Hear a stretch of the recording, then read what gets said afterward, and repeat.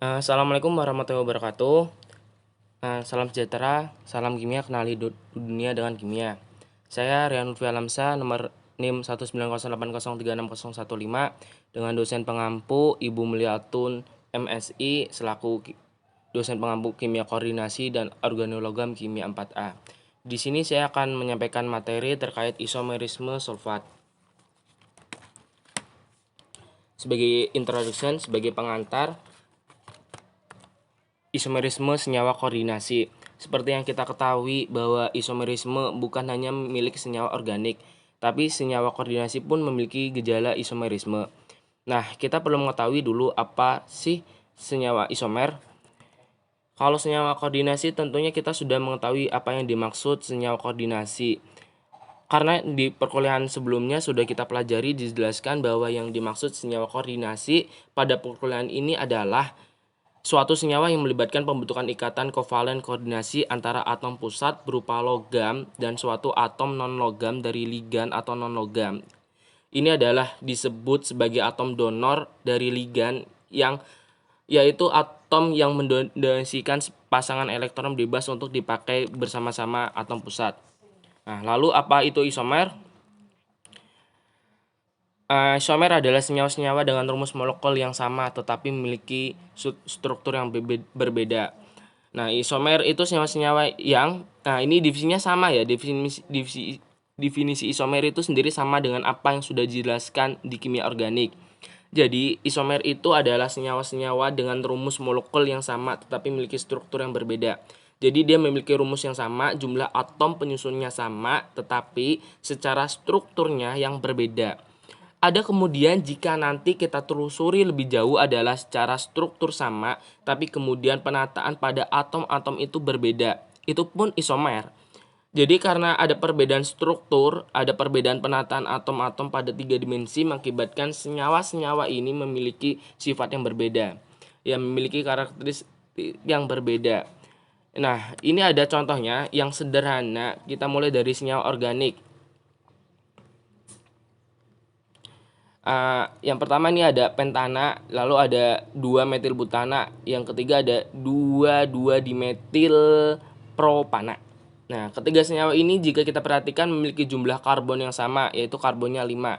Kita hitung dari pentana. Ini ada 1, 2, 3, 4, 5. 2 metil butana pun juga demikian. 1, 2, 3, 4, 5.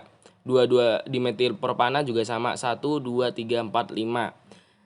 Terus jumlah hidrogennya pun memiliki jumlah yang sama, yaitu 12. Kita hitung ya, pentana 3, 2, 5, 5 tambah 2, 7, 9, 12. 2 metil butana juga sama, 3, 3, 6, 1, 7, 2, 9, 3, 12. Dan 2 dimetil propana pun juga 12. Jadi ketiga senyawa ini sesungguhnya memiliki jumlah molekul yang sama, yaitu C5H12. Tapi ketika menggambar strukturnya tuh berbeda. Struktur berbeda tentunya bisa jadi namanya pun berbeda. Jadi pertama yaitu ya 2 metil butana ada pentana, 2 dimetil propana.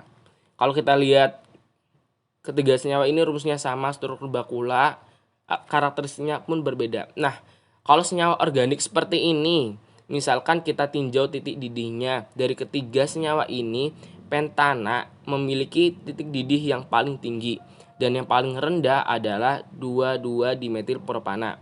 Silahkan jika teman-teman melihat di handbook ya, titik didih untuk ketiga senyawa ini berbeda. Artinya apa? Artinya walaupun memiliki rumus molekul yang sama, tetapi sesungguhnya mereka adalah senyawa-senyawa yang berbeda. Lalu ada pengelompokan isomer. Pengelompokan isomer pada senyawa koordinasi ini lebih banyak. Jadi bisa kita lihat ada isomer struktur, ada isomer Wang. Bedanya jadi begini. Kalau isomerisme kita sudah jelas definisinya bahwa isomer itu adalah senyawa-senyawa dengan rumus molekul yang sama. Ingat bahwa patokannya adalah rumus molekul. Rumus molekul boleh didefinisikan sebagai jenis atom, kemudian jumlah atom penyusunnya sama. Kemudian tadi bedanya di mana? Bedanya adalah penyusun atom dalam 3 dimensi. Kalau terjadi ada beda penyusunnya atom-atom ruang dalam 3 dimensi. nanti ada isomer geometri dan isomer optik. Itu yang pertama, perbedaan penataan atom dalam ruang 3 dimensi. Lalu kalau isomer struktur, justru strukturnya yang berbeda tetapi dia memiliki rumus yang sama. Nah, rumus molekul di sini saya definisikan sebagai jenis atom dan jumlah penyusunannya sama. Nah, nanti kita lihat ada isomer tautan, koordinasi, isomer ionisasi, isomer sulfat, isomer ligan. Nah, di sini nanti kita akan mempelajari lebih khusus yaitu tentang isomer sulfat. Main discussion, isomerisme sulfat. Terjadi akibat pertukaran antara ligan netral dengan anion, bukan ligan dengan sebaliknya. Suatu ligan air dengan anion, tapi yang ditukar itu bukan anionnya lagi, tapi yaitu air. Maka dari itu disebut isomer sulfat.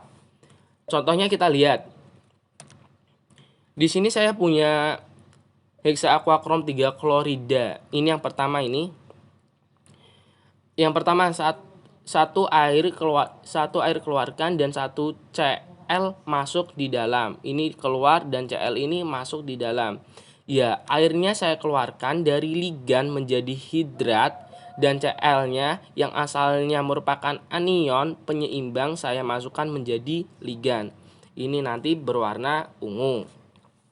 Yang kedua yaitu ada CrH2O H2O 5 kali Cl Cl2H2O yang berwarna hijau dengan nama penta-aquaklorokromium 3 klorida monohidrat.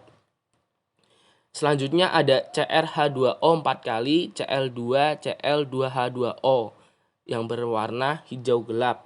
Namanya ini tetra aquadiklorokromium 3 klorida dihidrat. Nah, ini pertukaran itu ligan netral dan anion. Kayak tukeran gitu, yang asalnya menjadi anion penyeimbang dimasukkan menjadi ligan. Cukup sekian pemaparan materi terkait isomerisme sampai isomerisme sulfat ini. Semoga apa yang saya sampaikan bisa bermanfaat untuk teman-teman. Jangan lupa untuk mencari referensi-referensi lagi, buku-buku atau jurnal yang terkait untuk menambah wawasan kita.